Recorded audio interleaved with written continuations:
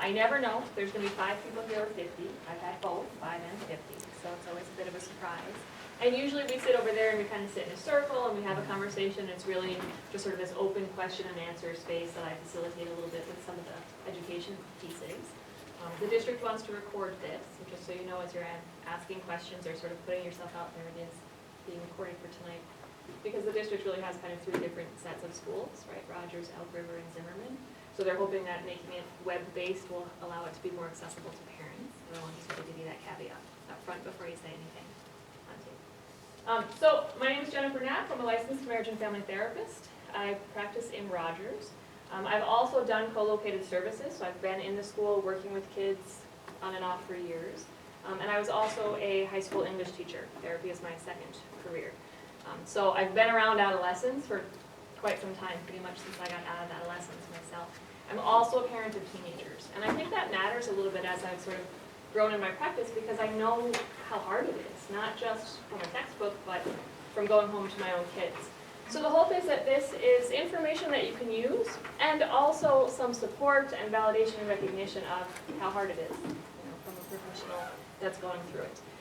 I have information to share today, but please feel free to just ask questions, talk out loud, and we can roll with it and support one another. I like to start by asking just what grade your kids are. So how many of you are middle school parents? Okay. And then the rest are high school parents? All right. So I kind of like to know that sometimes. I have elementary. Elementary, so you're starting early. Excellent. Okay, so and elementary. And elementary. You hit all the schools. So tonight we're going to be talking about mental health and school refusal. We're doing just a bit on the mental health piece, specifically some depression and anxiety, because that's often what accompanies the school refusal. In April, there's going to be one specifically on suicidality and self-harm and things like that will really go further into the depression, suicidality piece. So depending on kind of what you're looking for, that one's going to be a little bit more intensive on the mental health. Today is a little bit more intensive on what to do with school refusal, how it starts, how it escalates, and how to stop it and support your kiddos. So the first thing is just to know, like, what is typical for my kid? Because you probably haven't done this before, and even if you have 2 or 3 or 4 kids, every kid is different in terms of their temperament and expectations and sort of how to navigate things. So typical issues that you would see are nervousness before a big presentation or a new experience. So when you start a new school, or you're getting a new teacher, changes in semester, when you change classes, things like that, some worry about it, and butterflies in their stomachs and somatic kinds of things, and talking about it, worrying about big tests, those kinds of things. Being quiet at first and slow to warm up. That's sometimes associated with kids, like little kids, but actually that's true all through life, and even for adults who are introverts, right? Like, if you're an introvert, you might enter a space, and it takes a little bit of time to just sort of get your bearings and decide who you're going to talk to and how you're going to handle the situation. So the same is true for our kids. Sometimes only having a small group of friends. Sometimes we as parents kind of believe the society expectations that teenagers just want to be with their friends all the time and have a million friends. And that's true for many kids, and not true for all kids. And that's okay, right? If your child has 1 or 2 people and they feel good about what their social connections are, then their social connections are fine. It doesn't have to be something to worry about. Some separation anxiety or clinginess, particularly in the beginning of the year. So separation anxiety in littles might look like crying or clinging to your leg or saying, I don't want to go. Separation anxiety in older kids kind of looks like, I have a stomach ache, I don't feel good, can I just stay home for first period, can you drop me off? Those kinds of things to sort of delay the separation. And that's normal to an extent in the beginning of changes. Seeking reassurance from adults or teachers. So particularly those perfectionist kids who are really hard on themselves might ask, like, am I doing this right? Does this look okay? Can you read over my report? They might do that for teachers too. Can you check this? Is this okay? And they're just sort of trying to manage their own anxiety. Again, that's fine and normal to a degree. And where it kind of shifts, we'll talk about it in the next slide, is if it's all consuming. If I have to repeatedly check, and I'm really insecure about my performance or how I'm doing. And then feeling sadness, grief, or loss at a life event. It's okay to feel sad. And I know that sounds really obvious, but for parents, it is hard to see our kids in pain, and we often want to fix it. right? So imagine our kid being really sad or anxious that they didn't get invited to a thing that they now see on social media that everyone else is at. Often we want to be like, it's okay, don't worry about it, and sort of minimize, placate, move them through quickly, versus just sitting and saying like, yeah, that sucks. That's a bummer, that's really sad. And we're going to talk a lot more about how to validate and how to sort of go to the emotion that the kid is feeling instead of trying to fix it and shove them through the emotion. Okay. Questions so far? So when we go to like, what's a concern? These are social anxiety symptoms. So the DSM is the big manual of labels, Diagnostic and Statistical Manual number 5 is what it's called. And it's what therapists and psychiatrists and physicians use to diagnose folks for everything. Everything you go to the doctor for is coded in some sort of diagnosis. And what I'll say about the DSM and the label itself is it's just that, it's a label. It's a way for professionals to have sort of a label to identify a cluster of symptoms. I push back a lot on giving people labels because a continuum of emotions and experiences is okay and acceptable and often makes sense in context, right? So the label helps people have some understanding and common language of how to talk about things, but it doesn't identify the kid or the adult that might be getting that label. So social anxiety disorder looks like fear or anxiety about one or more situations where the individual is exposed to possible scrutiny by others. So when we think about adolescent development, part of the brain development is the world is all about me. If you have teenagers, you might have noticed that the world is all about me. But what that looks like in social anxiety is then when I'm walking down the hall and kids are laughing or joking, they must be laughing at me. They must be talking about me. I'm on stage all the time being judged and criticized because of course they're looking at me and talking about me, right? It's to that extreme kind of place. Individuals fear they will act in a way that will be negatively evaluated, so I'm going to be embarrassed, right? A little bit of that is normal, right? Mom, don't talk to me at the store, or oh my gosh, you look ridiculous, I hope we don't run into any of my friends. Like, those kinds of things are normal. But it can sometimes become paralyzing. Like, I can't leave the house, or I really, really, really need these sneakers and you just don't understand why. It's going to be so terrible if I don't have X, Y, Z, right? That's that insecurity of scrutiny, humiliation, fear of being judged. In children, this is often expressed by crying, tantrums, freezing, clinging, shrinking, or failing to speak. That's how you're going to see it in littles. In adolescence, you might see it as in shutting down, avoidance, anger, rejection, isolation, slamming doors, being in a room, those kinds of things. And then the social situation is avoided or endured with intense fear. So when we think about school refusal, sometimes it's social anxiety. I cannot function going to school in a hallway with hundreds of people who might look at me.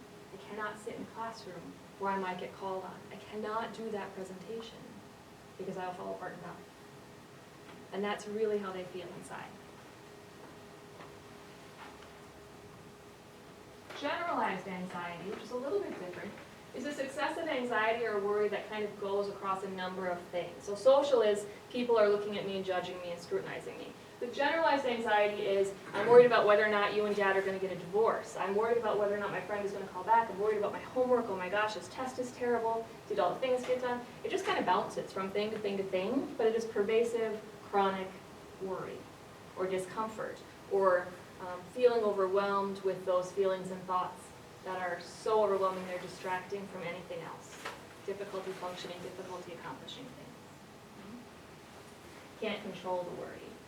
The worry is often accompanied by one of the following, so restlessness or feeling keyed up, that antsy agitation kind of thing that happens often for people, or being easily fatigued, sometimes both, right? So I'm running really high, I'm revving really high, and then I'm going to crash, and I'm going to be exhausted and not move for a while, because the body at some point has to recover. Difficulty concentrating, I can't get my words, I can't focus because it's all just so overwhelming I can't quite filter it, so my mind goes blank, and I don't do anything. And I might even freeze in response. Irritability, because I feel stupid, because I'm overwhelmed and I don't know what's going on, so I can sort of lash out and push your way.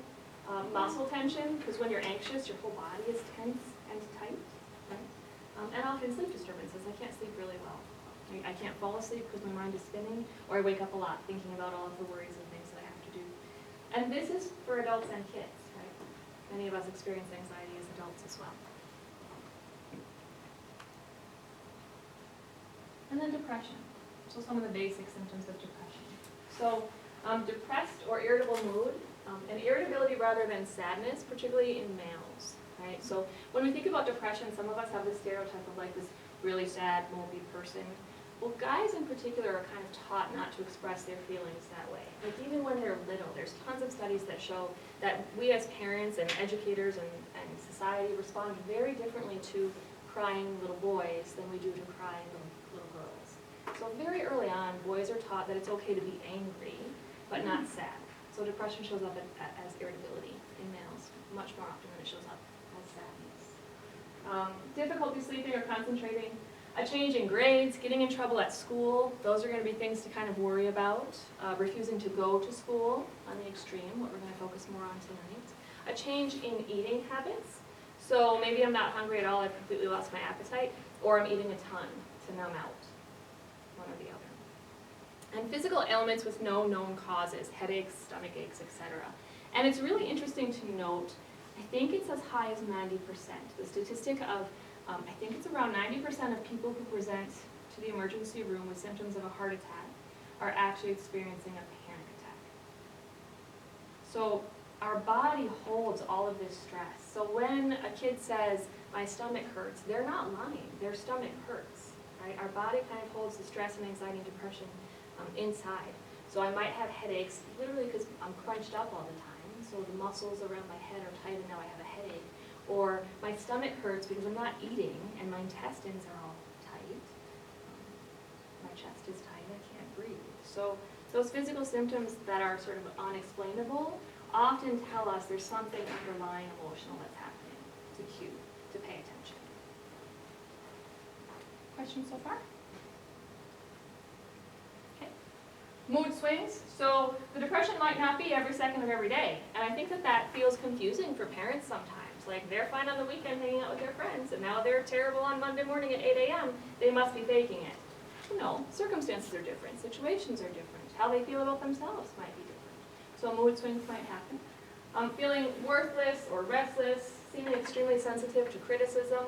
Hard to tell the difference between depression and adolescence, because adolescents also often get defensive and feel criticized, like, hey, how was your day? Why are you so mean? Like, that happens sometimes, and that's just hormones and the shifts that are happening. But we're looking for sort of pervasive, ongoing, chronic intensity or reactivity, you know, falling in tears when you ask those kinds of questions or checking in with them. The frequent sadness or crying, withdrawing, if your kid starts withdrawing and not wanting to do the social things that they usually do, changing friend groups, avoiding social contact or social places. These are warning signs to say like, hey, what's up? I'm noticing this, I'm seeing this, and you want to check in with them. Loss of energy, low self-esteem, and then thoughts of death or suicide. As I said, we'll be doing much more suicide stuff in April. But I at least want to say tonight, if you have a fear or worry that your kid might be thinking about suicide, ask them. It is a myth that, like, don't name it because you might bring it up in their brain. No. Ask them. The best thing you can do when you're worried about something like that is to name it. Because what you're conveying to the child or adult is, I see you, you matter, are you okay? So we always want to be empowered to ask those questions.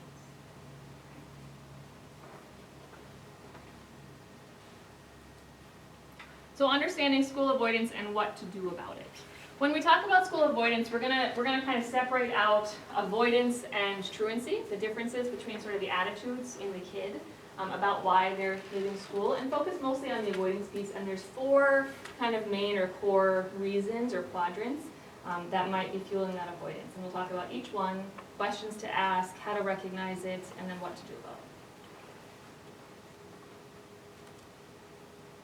So school refusal is not terribly uncommon. Up to 28% of children display this behavior at some point. It's equally common among boys and girls. Has nothing to do with intellectual capacity, whether or not the kid is smart or whether or not the kid is capable. It peaks in kindergarten, 6th grade, and freshman year. Why? Why would it peak those 3 times? Changes. Right, changes. New buildings, new schools, new expectations. Up to 56% of school avoiders have a primary diagnosis of anxiety. So more than half the time, it is connected to something else. Almost always, I would say. I know the stat is 56%, but almost always it is a symptom of something else going on. Whether it's something else going on at school, or something else going on in the family, or something else going on with the kid's mental and emotional well-being. Okay? It tells you to be an investigator. At least 31 display symptoms of a depressive disorder, so 56 and 31, we're almost up to that 100% number. And it's not fun for students either. I think we often approach it from a disciplinary perspective, right? Now you're in trouble kind of thing, versus a supporting perspective of what can we do to help solve these issues. And I think about it similarly to little kids having a temper tantrum. Like, they do not like being in their body when they're throwing themselves on the floor screaming and sobbing. They need that attunement and they need regulation and the parents to come alongside them and help support them through that.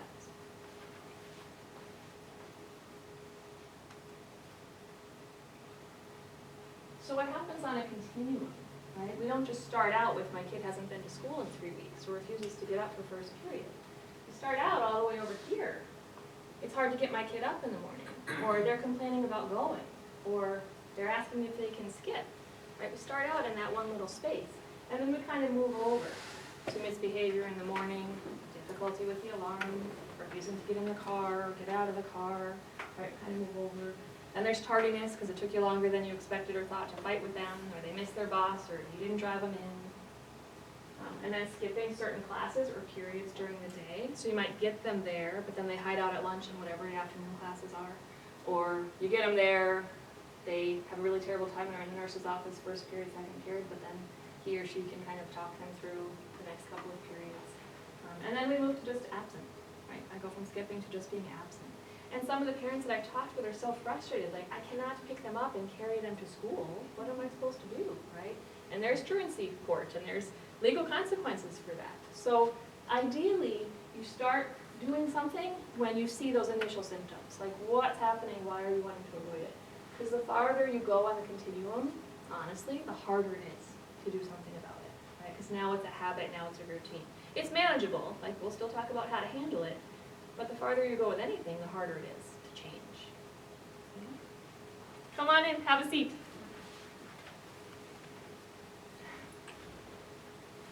So let's separate out the school avoidance and refusal with the truancy, okay? I'm going to spend most of the time tonight talking about the school avoidance and refusal, because truancy really is a different thing. It's a different thing happening for the kid and a different mindset, okay?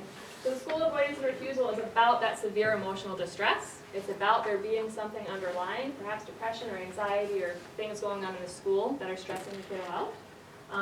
The parents are aware of it, right? Like, I know my kid isn't going to school, I'm fighting about it, I don't love it, I know it's happening. The absence of significant behavioral or antisocial issues. So this isn't a kid who's staying home and then like starting fires or doing drugs. This is a kid who's refusing to go to school, right? Because there's something else going on. They're not acting out all over the place, they're just refusing to go to school. Child stays home during school hours, maybe looking for comfort, especially when they're younger. They stay home to sort of cling to parent or be closer to parent. And there's a willingness to complete the school work. Like, they want to do well, they want to be okay. They just don't know how. They don't have the skills or the ability to do so. On the other side is this truancy thing. And often that's about some willfulness, some oppositional defiant disorder, some other bigger things happening. There's a lack of emotional distress, like, I don't care if I miss school, I don't want to go to school, school's stupid, that kind of thing, versus like, oh my gosh, I'm missing all of this work. The absences are concealed from parents, so they might leave in the morning as if they're going to school, and then you get the call if they skipped all day, or they come back after you've left, or whatever. They're doing other stuff when they're not at school. There's frequent antisocial behavior, often in the company of antisocial peers, so these kids might be getting into experimenting with drugs or alcohol or stealing or doing naughty things at the park in the middle of the day when they're supposed to be at school. It's not looking like a depression anxiety piece. There might be some underlying things, but the school behavior is just one of a cluster of challenging behaviors that are showing up. And the child doesn't stay home during school hours. They're off. They're doing whatever it is that they're doing in that sort of antisocial space. And there's a lack of willingness to meet academic expectations. Okay? When we're on that truancy side, that's really tricky, to be quite honest. Oftentimes that looks like needing an intensive outpatient program or maybe even a partial hospitalization program to address all of the things that are going on, because truancy is not the first thing that shows up. It's a whole bunch of things that need to be addressed.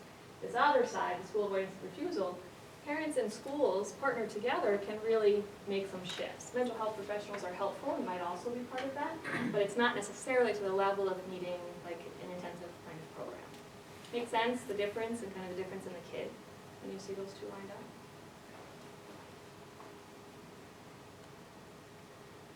So often it's a symptom of an underlying issue. A parent being ill. Surprisingly, it might be after the parent recovers. So a parent might get a diagnosis of cancer or a chronic illness that's flared up or something like that. And when that usually happens, oftentimes kids get really well behaved. Like, I don't want to stress out my family, I'm going to do everything right, everything I'm supposed to do. And once the crisis passes, then the kid falls apart. And then they start struggling with the anxiety and not wanting to leave and those kinds of things. Why is that? Because in the midst of crisis, they have to sort of keep their stuff together. It's like when littles get lost at the mall or something like that, they don't cry until mom finds them. Our body is in that fight, flight, or freeze, that intense reactionary, and then when it's safe, we fall apart. Parents separating or having marital problems or having frequent arguments. I know that's challenging because we're a room full of parents, but what's happening for us does deeply impact our kids. And I remember working with a family, I do a lot of high conflict stuff and divorce stuff, and I was working with a family, they'd been divorced, I don't know, 5 years or something like that, and the kid started being truant and having difficulty in school as a 5th grader. And we were now like freshman year and had missed quite a bit of school. We did this timeline when the parents separated that year, and neither parent had a memory of telling the child, we're getting a divorce. Because they were really busy in their own emotional intensity and reactivity. And their stuff absolutely exactly paralleled where their kids stopped going to school and then sort of fell off the planet on their own stuff because the parents were busy. So when our kids having some difficulty, just checking in with ourselves, what's happening for me? Am I able to kind of tune in? Do I have enough support to manage my own stuff so I can be present for my kid? I'm just checking that part out. A death in the family of a friend of the child. So even if it's someone kind of far removed, I've had kids who hear about, the neighbor's brother's cousin died, and it freaks them out. Because kids don't think about death or dying. It's actually part of their brain. That's why they take high risks. Like, an awareness of mortality isn't there. That's why kids do dumb things like vape or don't buckle up or speed far more than we do, like in terms of seatbelt use and speeding. We know that, right? That's why insurance is so high for boys instead of girls. So when that sort of presumption of safety gets shaken by someone dying, even someone far removed, it can really shake them. It can really scare them. And they might not even be able to articulate that, but they suddenly just kind of want to be home more often. They don't really want to hang out with their friends. They're good here in the living room. And those kinds of anxiety, clinginess things start showing up. Moving from one house to another, so it could be because of a divorce. I'm bouncing back and forth from house to house, or a family moves, like to a new community, or to a new neighborhood, or to a new home. So again, change and transition show up, and they just don't quite know how to move through that. Bullying is a big one. So we want to be tuned into what's happening at school, because some of the same things, the depression and anxiety symptoms that we talked about, are also symptoms of bullying. So we want to know what's happening in our kids' social lives. We want to know what's happening on social media, and who they're hanging out with, and what's going on for them. And that's a different parent education series, but I invite you to participate in that and be part of that. Have conversations with them about the things that are going on in social media and in their lives. Jealousy over a new infant sibling. Sometimes this is in mom and dad family. There might be lots of kids in a family. Or sometimes it's when parents are divorced and then a remarriage happens or a new half-sibling happens. And that creates some disruption or discomfort. Excessive parental worrying about the child in some way. So often, and unfortunately, we pass our anxiety on to our kids unintentionally. And I'm super guilty of it, to be super honest. Worrying about the kid, they kind of feel that. And even if you're saying you're fine, but you're not feeling like they're fine, you're conveying to them they might not be okay. We pass on way more to our kids non-verbally than we do verbally. And the reason is mirror neurons. So if you think about being in space with somebody who yawns and then you yawn, there's this sort of reflecting that happens in the brain. And if we're unsettled or uncertain, they can feel it. And you can know that this is true if you think about, if you've ever been to a party and there's a new mom or a wedding or something like that, and a new mom and the baby's crying and the mom's kind of trying to settle the baby down, and then sort of the wise auntie or grandma or elder picks up the baby and the baby's immediately still. You guys ever seen that happen before? It's because the new mom's anxious and the grandma's not. And the baby can feel it and settles into the space of the person who's not anxious. So we have to, again, sort of be tuned in to what's true for us inside, because it's going to reflect back on our kids.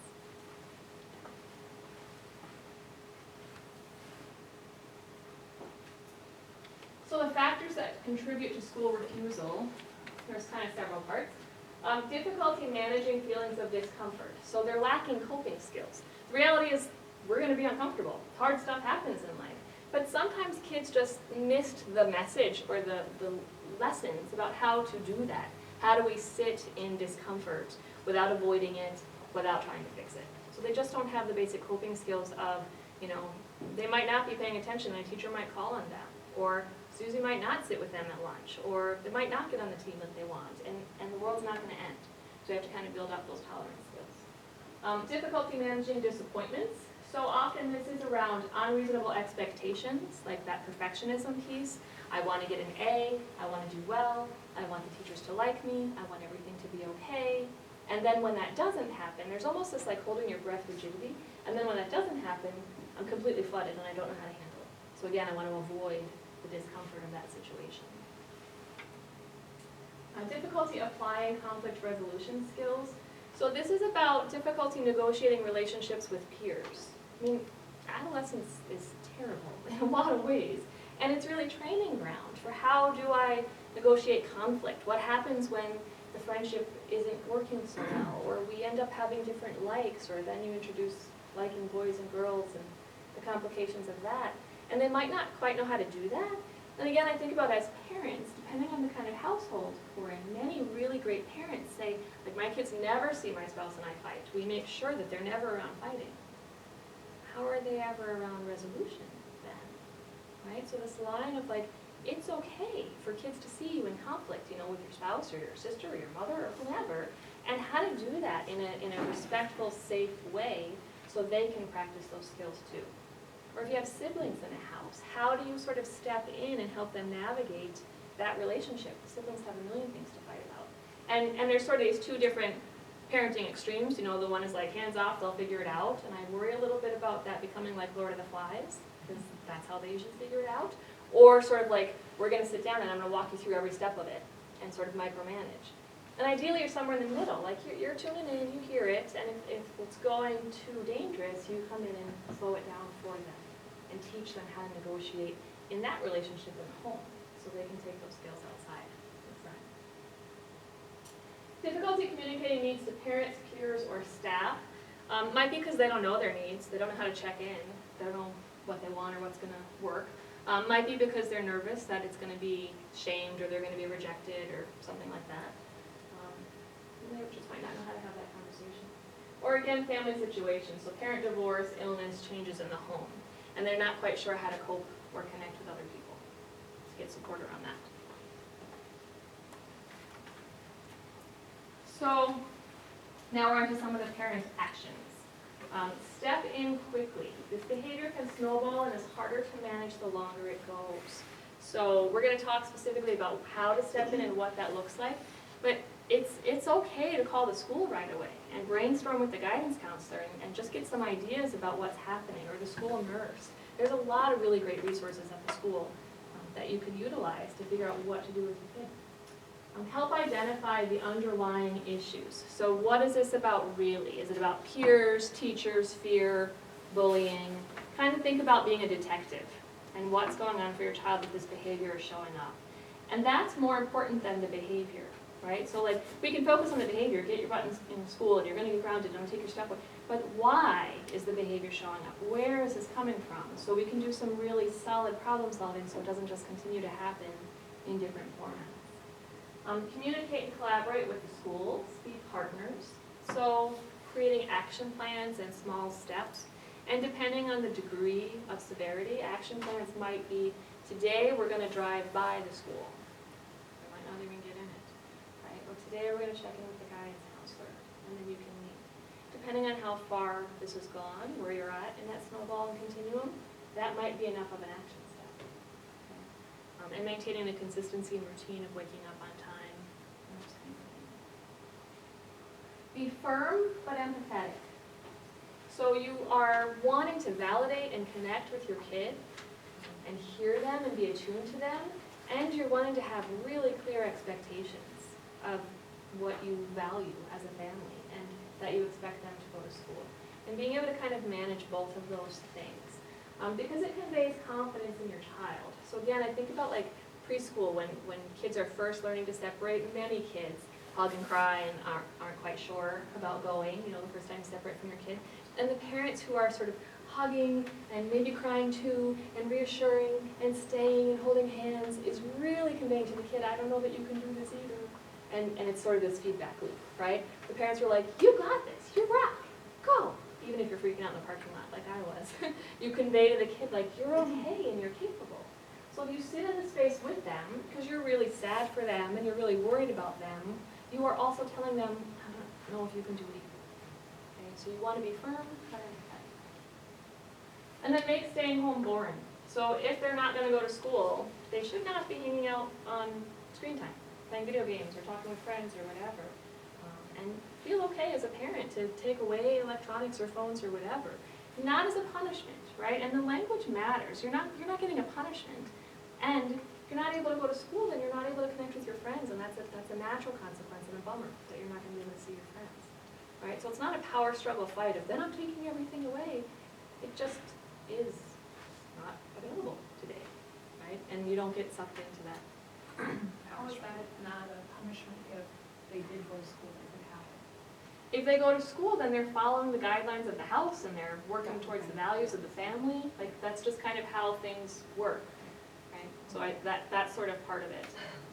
Sometimes kids stay home and their parent brings them lunch in the room and they still get to have their friends over that night and do all the things. It's sort of glossed over.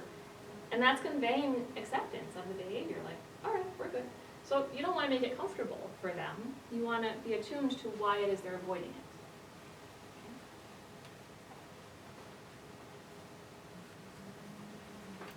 So things for you to consider as parents.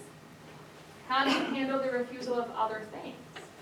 I get worried when parents don't have any leverage anymore or any ability to influence their kids, right? In a variety of things. So if your kid says, not going to go to the doctor, how do you navigate and negotiate it, right? If your kid is at a party and says, I'm not coming home, or I am going to drink, how do you handle it? And you really want to handle school refusal in the same way. It should be that high of a priority to you and in your family. And sometimes it doesn't feel like it, like, they don't have that important of a class, or this paper isn't due for 2 days, or whatever. But again, that's sort of conveying some passive acceptance of it. So you want to be able to make sure that you continue to have influence over your child. If you don't, that's really a different conversation. And you're probably going to need some services to help get you there. And I have that. Sometimes parents will come and say, like, I can't even get my kid to come here. Or my kid's in the car, they refuse to walk in.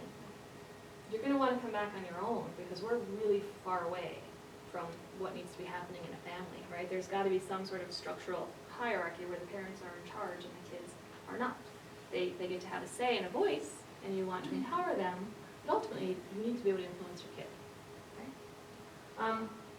What messages do you convey about your family values regarding school and education? Like, how have you talked about school? How important is it, really? How do you let them know that? Those things matter and influence a kid. I think about that a lot when kids start working, right? So I think about kids whose families and kid decide, like, yeah, they can have a part-time job in school, and then kids, like, during the school year, and that's fine, that sounds lovely. But then the kids start making money, and so they kind of drop out of activities so they can make more money, because the money's really great, because $10 an hour is awesome when you're 16, not as awesome when you're 26. And then sometimes I see parents and kids start negotiating. Like, parents say, well, okay, you can get out early, or I guess it's all right to pick up that shift, or whatever, and really prioritizing work to the kid. And slowly, slowly, slowly, the kid pulls away from school. Right? So you just want to be aware of how to balance that if you guys have kids and you're choosing to allow them to work and those things. How do you make sure to prioritize academics over employment?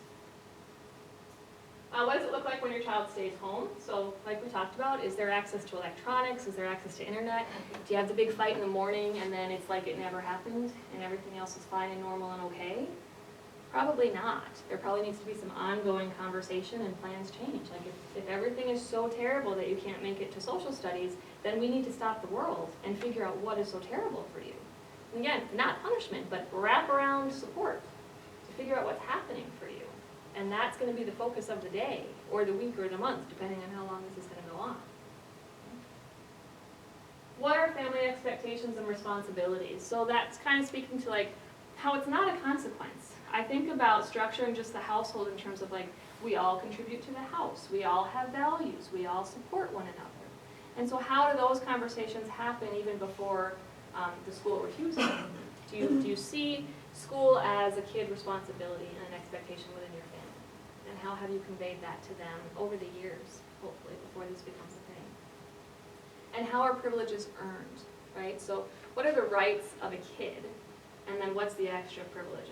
And what do we do on behalf of one another? Are all conversations that kind of connect to this school absenteeism? So it's a privilege, it's not an automatic to have friends over, to get rides places, or to have a phone, or to have video games, or those kinds of things. And there needs to be mutual respect. If you've been to some of the other parent things, I talk about how as we parent, we have to shift our approach. So when they're little, like, we're in charge, and we kind of tell them what to do. When they're adolescents, we want it to be more of an even space, some coaching and support happening, so it is mutual. Like, we respect one another, and we have conversations together. Parents are still in charge, but it's not an answer of like, because I said so. It's a, here's why it's important and why it matters. Because you're wanting to scaffold their learning, so when they're 18 or 22, they make healthy decisions independent of you, okay? So it's got to kind of be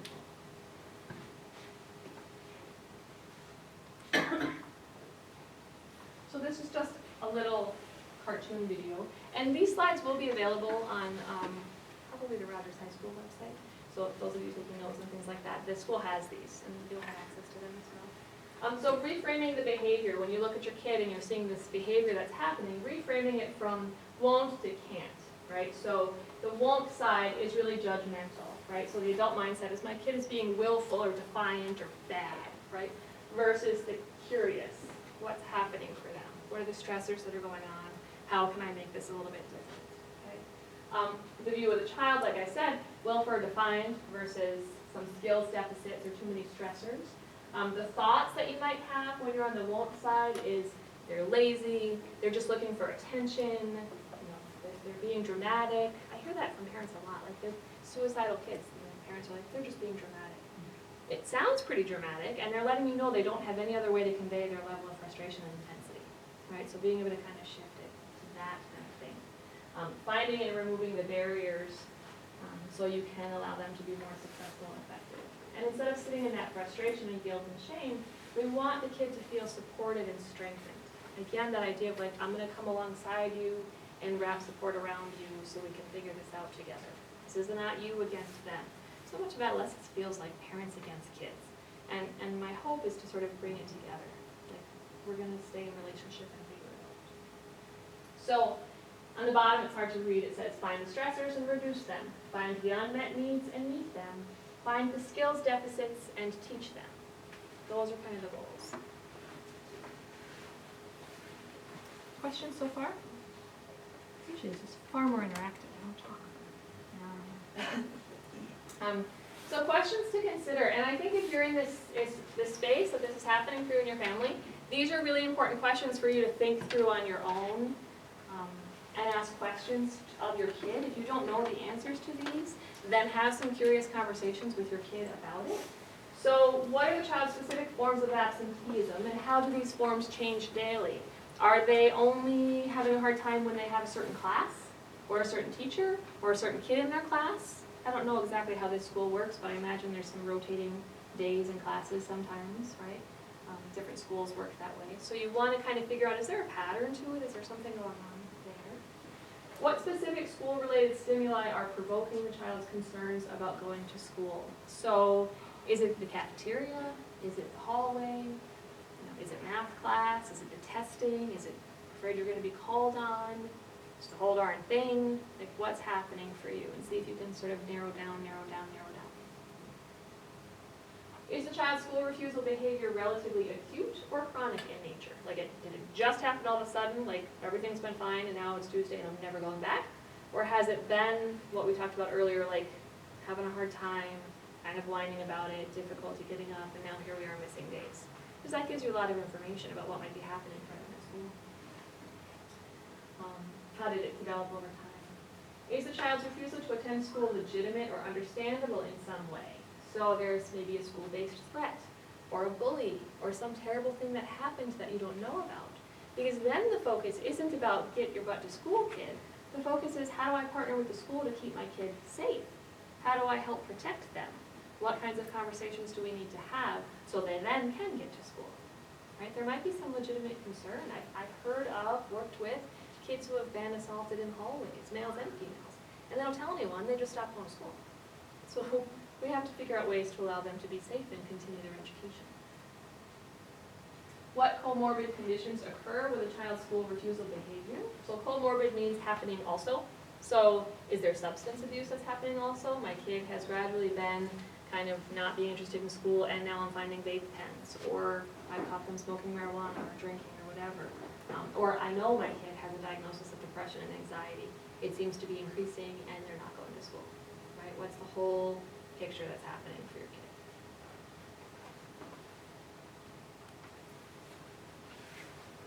What family disruption or conflict has occurred as a result of a child's school refusal behavior? So how is this disrupting your household? Is there tension between brother and sister because one's going and one isn't? Is there tension between the parents? One's fighting about, just drag them in the car and take everything away forever, and the other one's trying to sort of be nice and soft and figure it out? Like, what's happening in the household that the kid might be feeling or internalizing, feeling responsible for, having ongoing increased symptoms as a result of? So how is the system kind of responding that the kid's aware of? What is the child's degree of anxiety or misbehavior upon entering school? And what specific misbehaviors are present in the morning before school? So do they wake up super angry and defiant and, swearing and I'm not going to do it? Or are they curled in their bed crying and sobbing that they're not going to do it? Or they're just sleeping and they don't really care? Like, what's happening beforehand? Once they get there, how do they do? Like, is it just the morning hump and then they get there and they're fine? Or do they go and hide in the bathroom as soon as they get there? Do they get through a few classes and then show up in the nurse's office or skip out? Like, what's that pattern that's happening for them? Again, that gives you some information about what's going on. What is the child's academic and social status? So 504s or IEPs, how are they doing in class? If they're failing in class and then they're feeling overwhelmed like they're never going to catch up, so they just stop going to the class, those kinds of things. Have recent or traumatic home or school events influenced a child's school refusal behavior? So sadly, every year after the ALICE training, I have new kids show up in my office. So are you guys familiar with the ALICE training? It's the training that is done in a classroom to prepare for an active shooting situation. I always know when it happens because I immediately get calls about anxious kids who don't want to go back to school. It's a necessary evil of our world. It happens in every school from now on, and some kids really can't tolerate it. So there's things to do about that. If you realize, like, oh, this shows up and it's about them being afraid of being shot, you can validate that and process through it and help them feel safe and give them the supports, right? Every year, new calls after ALICE training. And is the child willing to attend school if the parent accompanies him or her? So that might tell you that it's about them being afraid for you. Were you sick? Did someone recently die? Are you fighting with your spouse? Do they have some worries attached to leaving you? Or is it about their own stuff? That question will help you kind of cue in.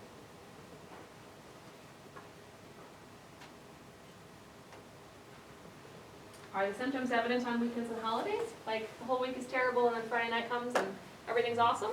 Maybe. That might tell you it's much more about school. If it's kind of ongoing all the time, that might tell you more about depression or anxiety or other things that are showing up. What specific tangible rewards does the child pursue outside of school that causes him or her to miss school? So what do they want to do instead? Sometimes kids miss school. I had a kiddo once I worked with, he played hockey, and his ice time was 10:30 at night. 10:30 at night. And then he wouldn't go to bed until like midnight or later, and he was starting to miss school in the morning because he was exhausted. Right? So he was pursuing the tangible reward of being on his hockey team at the cost of morning whatever class. Okay? So thinking about that. Are there non-social situations where anxiety or attention-seeking behavior occurs? So are they avoiding, going to grandma's house, and are they avoiding hanging out with their friends, and are they avoiding other things too? Or is this specifically related to school? Is the child willing to attend school if incentives are provided? Can you bribe them? Or negotiate with them? It's kind of a better way. And that might tell you the degree of anxiety and what it's really about, right? Can we shorten it? Can we make homework not as hard? Can we have the test be oral instead of written? Right? It's not just bribery. It's figuring out what incentives might reduce some of the anxiety and resistance that's shown. And what specific social or evaluative situations are avoided?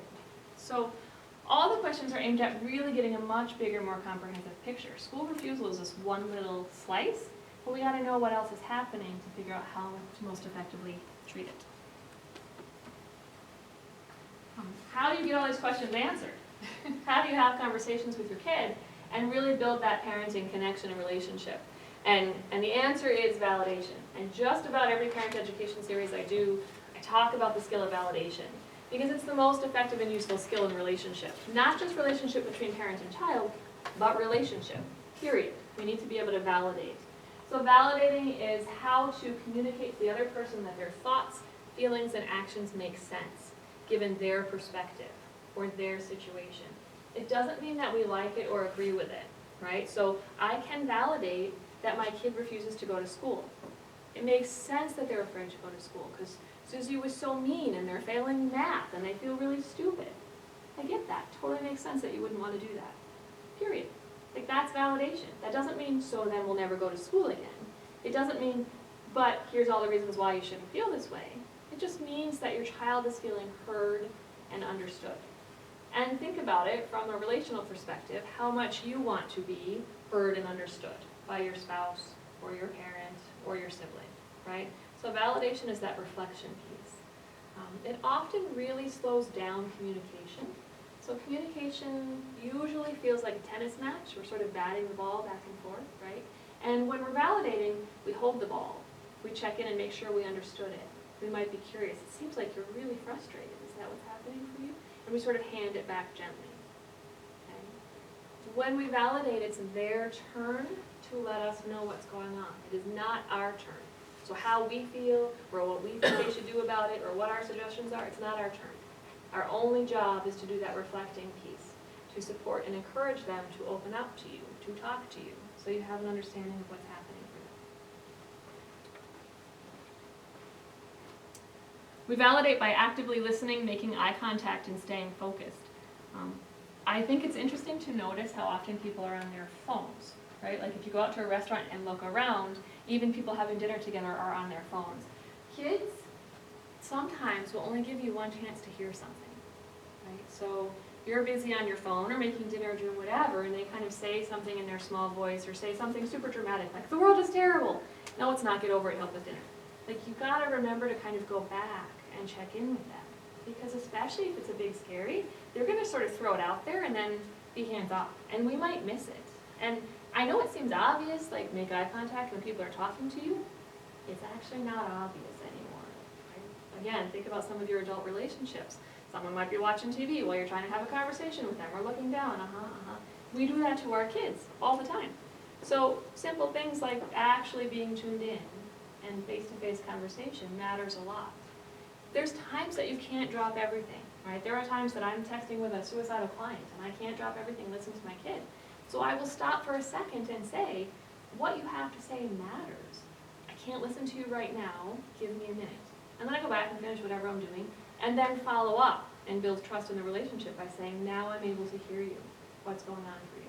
Very corny therapy language, but that's what my kids are stuck with.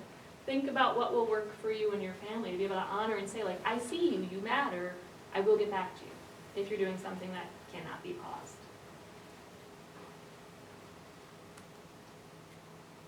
So how we do it specifically, being mindful of verbal and nonverbal reactions. So sighing, interrupting, making light of serious things. We do it because we're nervous sometimes. We do it because it doesn't feel like such a big deal. We do it because maybe we're in our own head with our own big worries about our mortgage or our marriage or our parents' health or whatever, and then here's my kid complaining about not getting invited to go to Caribou after school, and it feels really minimal and minor, and we do dismissive things. And again, like, I've seen it happen. I've had kids say, like, I'm suicidal, and parents roll their eyes and be like, don't be so dramatic. Like, she says that all the time. She's not. Okay, but she's telling you something, and we have to kind of figure out what she's telling you, right? And I see it with couples all the time, all the time. One couple will start talking, the other one will go, right? We do that with our kids too. So that is the opposite of validating. We want to actually be present and hear them. If we've heard it 10 times before, it means we haven't given them the answer they need. They haven't been heard. That's why they keep repeating themselves. Okay? So if it feels repetitive, figure out how you're not responding appropriately. Observe what the other person is feeling in the moment. So it looks like you're super frustrated. It sounds like you're really angry. Gosh, I wonder if you're really sad. Like, do the reflecting back of the emotion, because they'll tell you if you're wrong. And check in. Like, is that what's happening for you? I'm trying to understand, right? And sometimes I narrate, like, this is me really trying hard to get where you're coming from. I don't get it, and I want to. Right? That's really different than being dismissive. And they'll let you know, like, no, I'm not frustrated, even though they really look frustrated. I'm hurt, or I'm whatever. And they'll get more specific with you. Okay? So you want to reflect back without judgment. And the goal is to communicate that you understand. You get it. If you don't get it yet, ask more questions. I'm trying to follow you. Help me understand. So wait, what happened? So what made that so hard? Oh, he's said this to you. Oh, I get it. This is the teacher you told me about. Like, you want to connect with what's happening for them. And that also sort of diffuses their emotional intensity or reactivity. Showing tolerance, so looking for how those thoughts and feelings and emotions make sense in just the way that I explained. And responding in a way that shows that you're taking the person seriously. Okay? So you're asking all these questions about why aren't you going to school. You have to hear and understand the big, important, scary things that are happening for them, that are blocking them from being able to be successful in school. Okay? Any questions about that? So keep checking up, even when the person appears better on the outside. So you might have these big conversations and then you get them to go to school again, and then you're like, oh, okay, we're done. No, check back in a few days, check back in a week, about all of the big things that they tell you. Because again, you're conveying, you matter, I see you, you're important. To remember to follow up, to make it important enough as a parent to come back around. Like, how did it go in that class? Or now how's the hallway feeling for you? Feel like you have a good routine now? What's going on for you? Keep checking in with them. Show that you care, accept and take seriously the feelings, listen without judgment, touch if you have permission. Might sound weird to have permission from your kid.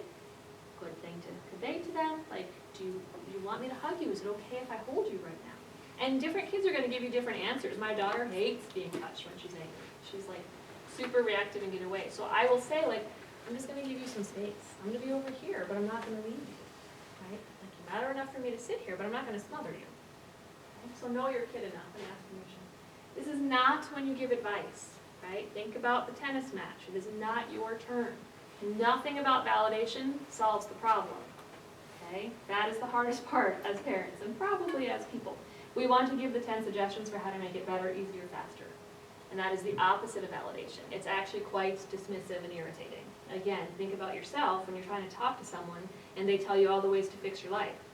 That's not what you're asking for. You just want to be heard and seen. Okay? So no problem solving. How many of you have seen the movie Inside Out? It's like the best movie ever. I am positive therapists wrote it. And it's super accurate in terms of brain development and memory and things that happen. And there's a scene in the movie that is just the perfect scene for validation. So Billabong is the character that portrays her imagination. And he's super sad because he lost his wagon, and he's sitting on the edge of like a really dark abyss, which is symbolic. Often we don't want to validate because we don't want to go to the big scary feeling because maybe that's going to make it worse. Like we're going to fall into the big dark abyss of terribleness, right? So he's sitting on that spot, looking down, crying and sad, and the character of joy or happiness is saying, "You're fine, it's fine, let's go, we'll be fine." And literally like trying to drag him, and he's not moving. He's super sad. And sadness sits down next to him and says, "I'm sad, yeah." And they sit there, and he cries. And then he gets up, and he walks away. And Joy's like, "How did you do that? How did you make him move?" She validated. She just sat on the edge of darkness. And even though you're not problem solving, it actually does solve quite a bit of problems, right? To be heard, to be able to move someone through something. Right? Don't debate, don't argue about whether or not this is the end of the world and it's the most terrible thing ever. Parents get really sucked into debating with kids. I don't know why. If you know you're right, you don't need to prove you're right, just be right, right? But yeah, I hear it all the time, like, who gets the last word and the arguing? You could just sit in the space of being the adult who knows what's going on, and they can jump up and down and tell you how purple the sky is, and you can be like, okay. You don't have to argue with them about it. And that really solves a lot of problems. Yeah. Don't promise to keep a secret, because you don't know if you can. You don't know what big stuff they're going to tell you. So the way that I phrased it with my own kids is some things are too big for two people to hold, and we might need extra help. Like, I don't know until you tell me. But I'll always help you figure out the right thing. We'll always get the support we need. But some things are too big for you and I. And then I tell my clients the same thing, but that language just has been the language I've used in the big conversations with my teenagers.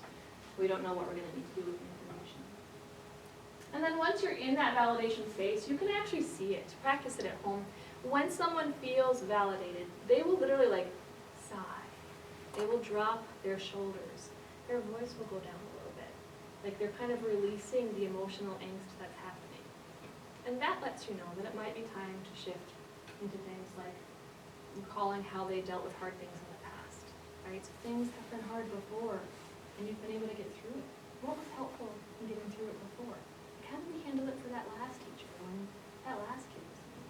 Helping them remember their successes, because sometimes that emotional intensity sort of narrows our view, and we can't remember, we can't see anything except the intense moment that we're in. Okay, so we want to decrease the intensity and then help them shift out of it. So now we're going to go into those 4 categories that I talked about. Questions so far about validation? Wherever they keep the worksheets that I every week or every month I do this stuff, there's a whole bunch from last month about how to validate, expanded validation, good questions for your kids, those kinds of things. I think it's on the Rogers High School website, guidance counselor spot. Yeah. Do you always have to validate in the moment? Because like some mornings it's just chaos at our house, trying to get out the door. You can't sit there and let them talk for a half hour, you know, Right. You gotta get going. Yep. So, and they're so upset and worked up and just behavior is just so elevated that Yep. it's almost like you just want to take a deep breath and move on and then talk about it later. Is that helpful? Is it better to do it in the moment? Like, what is your advice? So 2 things. Ideally, yes, you can do it in the moment, you can be present, or you do the thing of like, I see that this is a really big deal, and I want to give it space and time to hear you, and we don't have that time right now. Can we get back to it? And then you be the one to initiate it. The other thing is if it's an everyday chaotic morning thing, in the afternoon or on a Saturday when everything's lovely, you kind of partner with your kid, like, so hey, how do you think mornings are going? Like, they're kind of a mess. What do we want to do about it? What do you think would work that's different? Should we set the alarm earlier? Would it help if we did lunch? And then you sort of co-create the solution, because that's how you get buy-in from the kid, to then change the behavior. But you usually can't like discipline parent in the moment, because that's just going to make everything fall apart even more. So you come back to it. Like, that didn't go well. What do we need to do different? Does that make sense? Yep. Any other questions? Okay. So this reason, avoidance of negative affect or feeling bad, somatic complaints.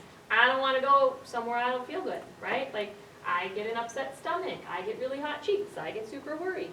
I would avoid those things too, right? So somatic complaints, sadness, or generalized anxiety, I missed my why. Avoid school-based stimuli that provoke a sense of negative affectivity or combined anxiety and depression.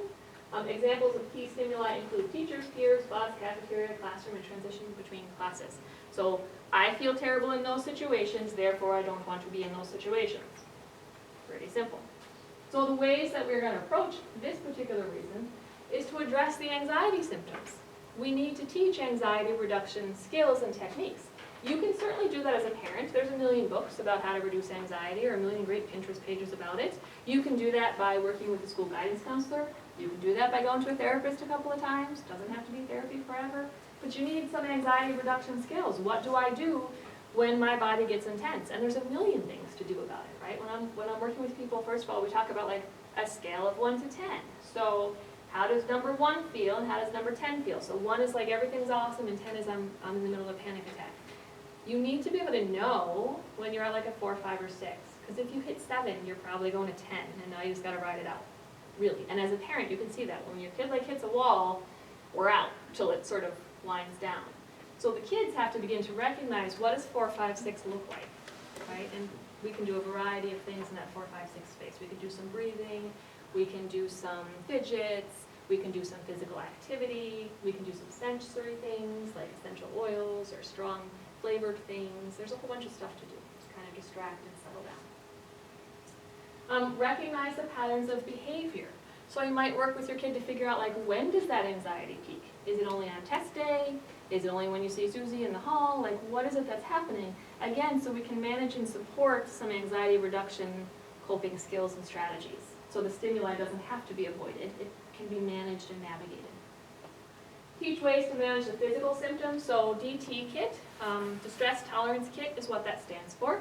And when we think about a DT kit, we think about the 5 senses and want to have some objects of each of the senses accessible to the kids. So I often have kids get, I prefer peppermint. I have a bunch of essential oils in my office, like good quality ones, not the weird ones. And I prefer peppermint because it's super strong and grounding. And so a kid might put some peppermint oil in a cotton ball and put that in their locker or a bag. Or some kids might even put some peppermint or orange oil like under their lip. So every single breath is a really strong, crisp breath. Or we might have some Altoids or some Pop Rocks. Like if you put an entire envelope of Pop Rocks in your mouth, you're going to start thinking about the Pop Rocks in your mouth.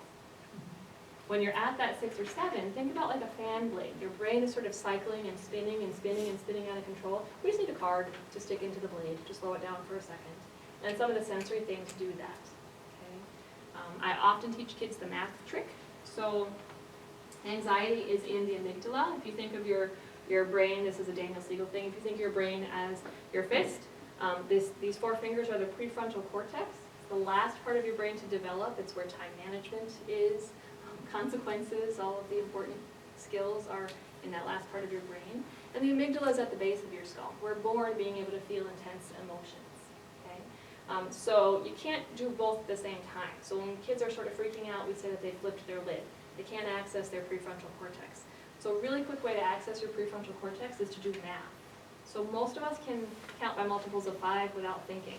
But if I ask a kid to count by multiples of 13, they need a minute to go into their prefrontal cortex to say 13, 26, 27, 28. And now the fan has slowed down. They're in a different part of their brain. And now we can go, okay. Now we can actually problem solve. You can't do anything when they're in the fan. Right? So we need to just have quick things to bring them back. And then develop a plan for re-exposure. So they're avoiding the stimuli. We need to start exposing them to the stimuli. It might be going to the parking lot. It might be going to the guidance office. It might be having a meeting with the teacher after school. It might be sending an email to the teacher, but they CC you on it. Or you send an email, but they are CC'd on it. Like we have to increase our exposure. And as we freak out, we build up that tolerance again. Like think about your window of tolerance. If we're missing and skipping things, our window is little. We have to open the window of tolerance so we can have exposure to stuff without freaking out. Okay?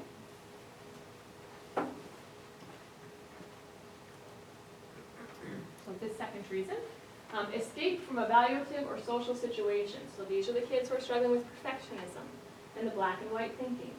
Isolation or decrease in social activities, difficulty managing social situations, maybe obsessive thoughts. Like I'm going to keep ruminating and ruminating and ruminating about all the terribles and the way it's going to go terrible. I'm going to catastrophizing. And we want to escape the aversive social or evaluative situations, such as conversing or otherwise interacting with others or performing before others, like in a class presentation.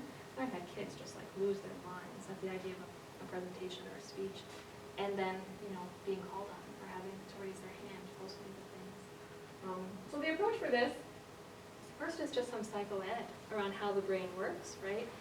Having a conversation about how, like, you know how you feel like everyone is looking at you? Everyone feels like everyone is looking at them. So we are all separately in our own heads in the hallway. And they're busy freaking out about who might be talking about them, so they're not freaking out about what you're doing.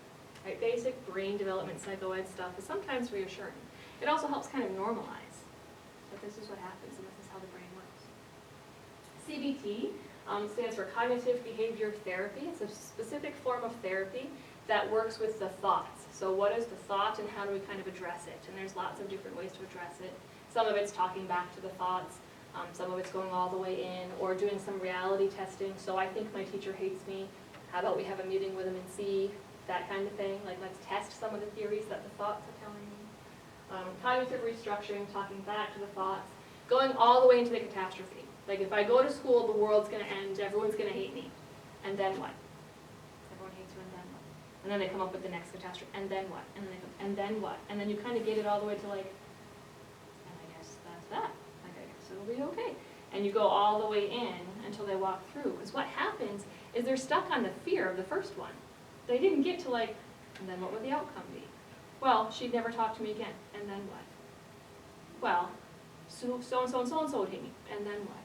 Well, I guess there's other kids. Like, they eventually shift, but you have to play it out with them. Modeling and role play. So if they're super afraid of facing, you know, Susie or doing the presentation, you can practice. I role play with kids all the time how to have conversations with people, how to have conversations with parents often, actually, or how to have conversations with peers or teachers. You literally both, like, do it. So what do you think Susie would say? Or can you be Susie and I'll be you? So I can help you figure out what you need to say to them. And you practice and practice and practice, because then you're creating the synaptic connections of success, right? Right now there's just fear of it's going to be terrible. So you walk through the fear, and then you actually do some modeling of how it could be not terrible. And then gradual exposure to school settings. So we want to continue to make sure that we're showing up. We're at least showing up. We don't want it to snowball in a void. And perceived situations is what it says under the picture. So this one is attention seeking. Seeking reassurance. Parents that might be overly sensitive and reactive to fears and somatic issues. And that happens. Parents might be really reactive around the school, or parents might be sure that the teacher hates the kid, or they're out to get them, or whatever. To pursue attention from significant others. So the kid is needing attention from the parent for whatever reason. So wanting to stay home or go to work with the parents. Often that's about whatever dynamic and anxiety is showing up in the family or the home. So the approach is parent training. Right? If that's what's showing up in that sort of pattern for the kid, I got to work with the parents on how to be different in terms of their response to the kids. So the structure and routine, right? A lot of the parent training is like, how do we get out of the house in the morning without it being terrible? Kind of what your question was. Like, what are the expectations for homework? How do we check in with teachers? What's going on? And just creating structure and routine in the household, because that predictability creates safety for everybody, really. Parent expectations, both parents' expectations of self, because a lot of parents really struggle with their own perfectionism and their own, like, you know, shame or judgment about how they parent or whether or not they work or how quickly they respond to whatever, right? Their own struggles are showing up. And then parent expectations of what's reasonable and appropriate for their kids. Like, developmentally, what should I be doing and expecting and helping my 15-year-old with versus my 13-year-old versus my 17-year-old, right? Like, it should change over time. So conversations often look like, how should it change? What's reasonable and appropriate? Use of the language with the child to convey competency. So back to that example of, you know, if you're hugging and kissing and sobbing too, you're not letting them know that they're fine. You have to be able to convey with conviction and actually believe they're fine on the other side of this terribleness. Having no option regarding school attendance. So it's not like, do you feel like you can do it today? It's like, and we're going today. That's happening. Get in the car. And having that sort of confidence that that's how it's going to go. And then parent attunement regarding the underlying issue. So the attunement thing is really important. It's that I feel you, I see you, I know what's happening. I'm tuned in to what's going on for you so we can address it and support it.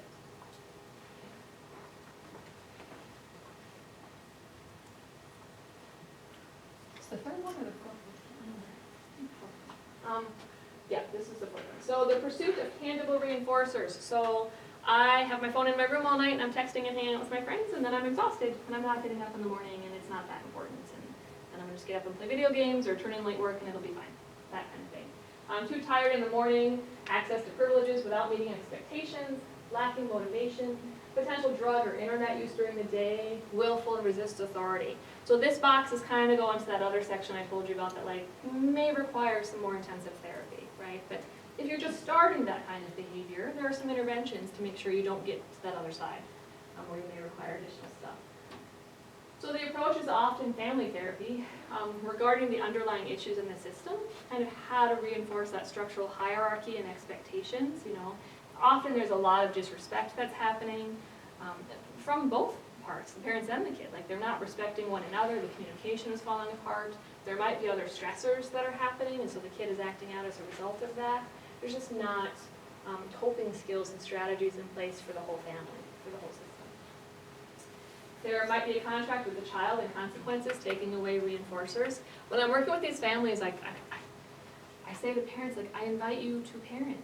Like, it's okay to take away your kid's phone. It's okay to read your kid's text messages. It's okay to turn off the internet. Because sometimes they don't know how, or really don't want to deal with how angry their kid will be if they do it, or it's just too exhausting to follow through on it. Okay, and there's outcomes to that, right? There's outcomes to those things. So a lot of times it's around, like, what are the consequences going to be? What does the structure look like? And that's after we've addressed is there underlying anxiety, are there underlying things? Communicating skills training, so how do we communicate with one another? How do we communicate our expectations, our positive reinforcers, family values, consequences, those kinds of things. It might look like escorting the kid to class, so like I will ensure that you get to school and I'm going to drop you off here in the guidance counselor's office, and then you work with the school, hopefully to take the next steps, right? So you're taking away the opportunities to disappear or fall off the planet. An accountability system, right? Because your kid's going to need a lot of structure. I'm a big fan of sort of letting kids go with some safety parameters. I think about, particularly the older adolescents, I think about it like those big cement things on the highway, right? Like they're guiding your car, you know, you're going where the cement things tell you to go, but hopefully you're not bouncing off of them because you're going to wreck the car. And I think that that's what parenting sort of 16 and up, like I'm guiding you and supporting you, but you have some autonomy and control over this. It has to be those things. But when a kid is struggling, now I'm going to drive the car. Sorry, like that's how it's going to happen. And so then you have more containment with your kid. Okay? And ruling out addiction or other issues. Again, like if this is happening, there's something else going on. And you need to figure out what else is going on for your kid. Okay? So overall useful approach, as we're coming close to wrapping up, early intervention. As soon as you see a problem, address it. If you avoid it, it's going to get bigger. It's going to be harder to address. Clear expectations. I expect you to go to school. I expect you to get your stuff done. I do expect us to have conversations sometimes in dinner. Don't buy into the myth that all teenagers need to be in their room with the door closed at all times. That makes me so sad. And I have so many teenagers telling me, like, we used to have family game night. I don't know why we don't. They're not telling you guys that. They're stomping around pretending they hate you, but they're crying in my office because they want family game night and connection. Super true. My favorite adolescent author is Daniel Siegel. He has several books, both for like parenting youngers, called The Whole Brain Child, and then Brainstorm is how he parents adolescents. And he says that the role of adolescents, the job of an adolescent, is to push parents away and make the parents believe that they're not needed anymore. The job of the parent is to not believe them, to stay present, to stay consistent. And lots of times we kind of believe that myth, especially when your kid is like bigger than you or looks pretty darn old. You forget, like they have 10 years left before their brain is done. They really still need support and love and connection. They do not do well in isolation in their bedroom every single day, every single minute that they're home. So bring them out, invite them in for connection. Consistent communication between school and family. So don't be afraid to involve the school right away. Co-create some solutions, like let's talk together about what to expect and how to solve this. And have that be a partnership between the school and the family and the kid. Avoid engaging in a power struggle. Don't do that. You set the expectations and you move on. This isn't a debate. This is how it's going to be, or this is what we're going to do. When your child is refusing to go to school, try to avoid getting upset. I know that's really, really hard. Maybe have your own therapist, support person, best friend, whatever, to kind of help you manage your own emotional reactivity.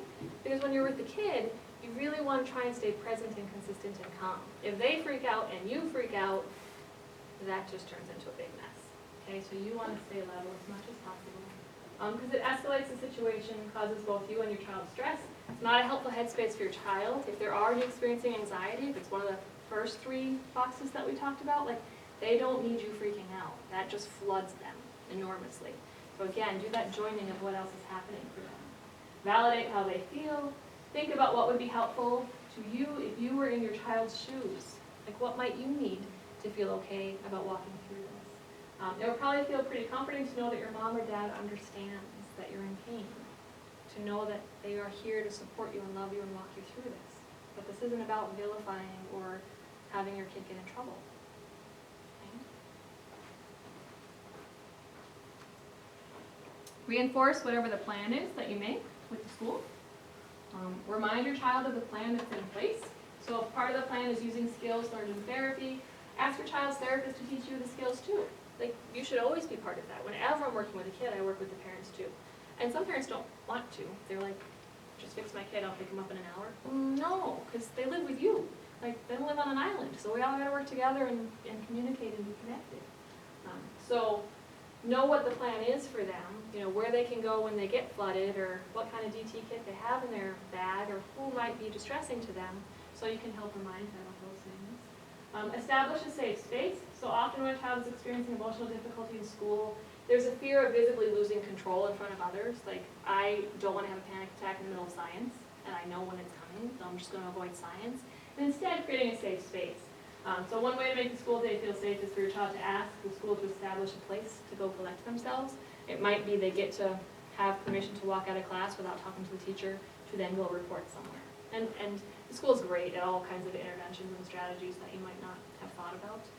I often ask kids to identify at least one safe teacher in their school, who's one person or place that you feel like you can go to or connect to if things get too big. That's really important. Practice patience. Be firm on the idea of going to school, but also understand that overcoming school refusal can take time. Depending on where you're at in that continuum, this is quite a big thing. So involving other professionals, therapists, school counselors, and reward and praise improvement. However teeny it might be, you want to notice and acknowledge the effort. Like, okay, I see that you're getting up this morning. Yep, you freaked out at breakfast, but you got up, you came upstairs, we're working on it, good job. And now how do we get through breakfast? You know, all the next step. Make sure to point out the moments when your child is using their skills and making the smallest steps. Remember, when you're depressed, you see failure in everything, right? They're narrowing that focus. If they're experiencing depression or anxiety, that's the lens they're seeing the world through. So you have to hold on to a different lens. You have to point out the positive things and the progress that's happening on their behalf. Okay? And then the protective factors. So what are some ways to sort of insulate your kid from these being big issues? Effective clinical care and easy access for mental, physical, and substance abuse disorders. So super useful if you make sure that your kid gets to their doctor every year and they know that they have this annual physical and routine where they're going to be asked the depression and anxiety screening questions. To make sure that they know that there's resources after school. Co-located services means that there's a mental health professional on site that can check in if there's a crisis, or that can even provide mental health services for some kids if they're not able to get to a therapist's office outside of school hours. Many schools in the district have therapists on site. Connectedness, so family and community support. Kids who are involved in activities do better, right? Because they have these resources and support. And all of the different activities, not 5,000 overscheduled activities, but activities of value that connect them to other people that care, add those layers of support and insulation from the hard things. Support from ongoing medical and mental health care relationships. Skills in problem solving, conflict resolution, and nonviolent ways of handling disputes. You want to be building these skills with your kids, whether or not you're having trouble with attendance. These are just useful things to teach your kids. Connection to school communities, activities, clubs, sports, church, all those kinds of things. And then relationship with at least one teacher or staff. That's a really big factor of how well kids do in school and how they feel about themselves and their social and emotional health.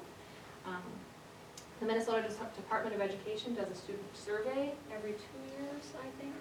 And we just had 2019 as a reporting year, and you can go to the Minnesota Department of Education and get the results for your district and then your school. They do them in 5th grade and 11th, and I feel like 9th as well, and ask questions like this, like how connected are you to school? Do you think your teachers care about you?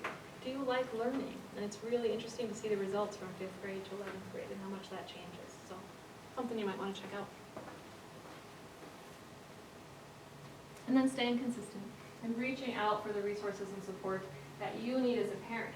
And often that means your own emotion regulation and your own support skills and resources, because we might be struggling with our own depression or anxiety or life stuff that's happening in the house. So we need to be able to sort of manage that so we can manage our kids.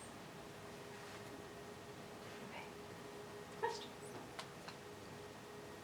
A lot of information all at once. Yeah. So again, this is online, so if it was way too fast, you can utilize that at a different time. Yeah. So can you just, say where it's located, like I was looking, or maybe like counseling, and I just have it. Oh, that's a good question. You can for sure email Sherry Mathis. She's the secretary here at Rogers High School, and she'll know exactly where it is. I thought it was on like the guidance counselor's website. They have the whole list of all the topics for the year and what dates they are. And then each topic, every time I do a topic, I give them all of the resources. So like I said, last month it was probably 8 or 10 different PDFs and things like that. This month it'll be this presentation. You can always go back to that. Mm-hmm. Yeah. I apologize because I missed about the first 10 minutes you Yeah. talked about this. Is anxiety increasing in teenagers, or is it just being diagnosed more? What's I going think on? you'll find conflicting views on that. Okay. For sure, it's being diagnosed more, it's more recognized, Okay. right? We're destigmatizing mental health issues to a degree. And I think it's increasing. I think both are true. There's a lot more pressure on teens today than there ever was. One of the reasons is just sort of our connected world. Most of us went home from school and like had a break. Most kids don't, right? They're in way more activities than they were in 20 or 30 years ago. They're way more connected via social media. So there's no downtime. So yes, that's increasing anxiety. Do they get any education in school on anxiety and their mental, just besides health class? I don't think beyond health class. There's resources at every school. So in addition to co-located, many of the schools here have like anxiety groups or DBT, which is a skills-based group, or there's some self-esteem groups in the elementary school. And so those kids might be targeted like by guidance or by teachers or something like that and chosen to go to the group. I think it's also useful if you're a parent who feels like my kid might benefit from some extra stuff, calling the guidance counselor and saying what's available at this school. For sure they sort of get the basics, but I don't know that it goes to a whole lot of depth unless that child has been sort of identified as a kid who's in need of those services. Any other questions? On the last slide, you were talking about a resource. I wasn't quite understanding, is that, you mentioned a quiz that they take or a survey? Yeah, so the or- Minnesota Student Survey is what Minnesota it's Student called. Survey, and all students take it every single year? Yeah, well, 5th grade, 9th grade, and 11th grade, for Okay. sure. And it's the Minnesota Department of Education website. You can then narrow it down, like the student results by specific school. You can do it by district, by area, by specific school. And you can see, it's a bunch of questions about how they feel in school, who's taking drugs, if they've been exposed to alcohol, whether or not they feel valued by their teacher, do they feel connected to the community. A lot of really great sort of mental health themed questions. So do you just see the school's answers, or can you actually see your child's? Not your specific child, it's anonymous. You can see all the kids in that grade. Broken down by grade, it's an anonymous survey. Do you have any surveys like that for elementary, like the parents side of things, or with the children? Children in 5th grade. I don't think there's any parent participation. One of the things that's really great and been a shift in this district, how many of you have heard of ACE scores? Okay. So ACE stands for Adverse Childhood Experiences, and it's a 10-question thing. It's been around since like the early 90s. So like in the early 90s, there was doctors who were working on people who were coming in for gastric bypass surgery, And they realized that like an overwhelming amount of people had sexual trauma in their childhood who needed gastric bypass surgery. So they started wondering, like, is there a connection to like things happening in your childhood and then your adult outcomes? Therapists would have told them yes, of course, but it took the doctors a while longer. So they did a whole lot of studies. The CDC got on board with this. And the reason the CDC got on board with this, which is the Center for Disease Control, is what we figured out is these 10 questions, adverse childhood experiences, the higher the number on that, the more likely you are to end up using substances, right? And also, the more likely you are to have lower mortality rates and chronic illness and disease and obesity and diabetes and cancer. Like there's a direct correlation with the level of stress and stuff in your childhood to how well you fare long-term for the rest of your life. So lots of time and energy and effort was focused on these ACE scores. ACEs sound pretty terrible, right? Like stuff happens in your childhood. And the 10 questions are things like the most benign I would say is like, did your parents divorce is a 1 on the ACE score. Are you in a household where drugs or alcohol are used regularly? Have you ever been hit or seen physical violence? Have you ever been sexually penetrated or perpetrated? Those kinds of things. Does anyone in your family struggle with mental illness? Has anyone in your family been in jail or prison? Do you worry about whether or not you're going to have enough food on the table? Like those kinds of questions. So lots of energy spent on that. Part 2, which is really exciting and that this Minnesota survey talks about, are resiliency factors. So it's kind of like, now what? Stuff happens. How do we make sure our kids are okay anyway? And that this district in particular is really focusing on increasing and enhancing the resiliency factors. So those questions are like, does a teacher know my name? Do I think anyone cares about me at school? Am I involved in extracurricular activities? Like, do I feel like I matter in a classroom? So teachers are getting really great training in making sure things like greeting a kid by name at the door, remembering to ask like, hey Tommy, how was your trip last week? Like those things really matter in terms of resiliency or protective factors that allow kids to do well independent of what might be happening in the household. So the survey answers both of those, their ACE stuff and their resiliency stuff. And it's used to inform programming and funding and all kinds of things. You had your hand up in the back. Oh, I've kind of figured it out. I was just thinking, with our academic standards that the kids have to meet in order to Yes. graduate, when you have a student that is feeling overwhelmed with the amount of work that they have to do in school, struggling with their anxiety, what types of things can teachers do to help reduce some of that anxiety and overwhelmedness in our high school students? I think it's easier to do in the elementary It level, is, yeah. coming from an elementary teaching position. Yeah. You have more access to the kid all You day have more versus like access 30 to minutes or 40 minutes a period. Yeah. Yep, exactly. We know that a lot of these standards were spiraling back to them, but once they get up into this high school level, they're in their 11th and 12th grade years. What can be done to help them? I think focusing on their identity independent of their test scores, right? So what qualities and characteristics are great about your kid? What strengths do they have? Independent of the grades and the test scores. And what we know is that actually improves the test scores. Like if I have a sense of self-confidence and self-esteem, I'm going to test better. I'm going to do better because I'm not flooded and freaking out. So being able to separate out those two things and kind of de-emphasize the outcome and instead emphasize like, how are you preparing for it? What else is true about you? Helps decrease the anxiety. And I see that a lot. My kid's a junior, and there's like a ton of pressure of like, you should have your whole life figured out. You're 16, like where are you going to go to college and what are you going to major in and what are you going to do with the rest of your life? The reality is he has no idea, and I'm okay with that because most people who choose a major their freshman year do not graduate with that degree their senior year. So it's more about like, you get to have these opportunities and check in as you figure out what's true for you. And literally saying like, I don't expect you to know it all at 16. And that's okay. Giving permission for that exploration of self and identity helps with that anxiety. I want to be mindful of your time. I do have a survey for you to fill out. If you could take that and leave it with me. If anyone else has any questions, I'd be happy to stay after and chat with you.